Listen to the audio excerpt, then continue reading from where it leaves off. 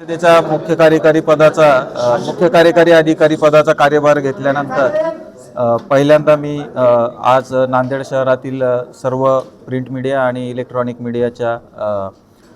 वार्ताहर जे आपले आहेत सगळं बंधूंशी एक वार्तालाप म्हणून कार्यक्रम आयोजित केला होता। यात प्रामुख्याने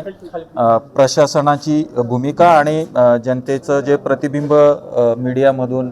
प्रतिबिंबित होत असतं तर त्यांच्या भावना हे जाणून घेण्यामागे याचा प्रयत्न होता आणि मला वाटतं त्यांच्याकडून एक फार चांगले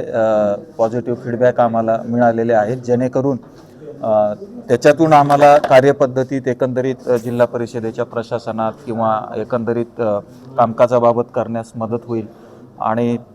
त्यांनी सगळ्यांनी जी अपेक्षा व्यक्त केली की हा संवाद नेहमी सुरू राहिला पाहिजे, तर नक्कीच हा संवाद इथून देखील पुढे सुरू राहील आणि ज्या काही सकारात्मक सूचना आहेत त्यांचं नेहमी जिल्हा परिषदेत स्वागत असेल।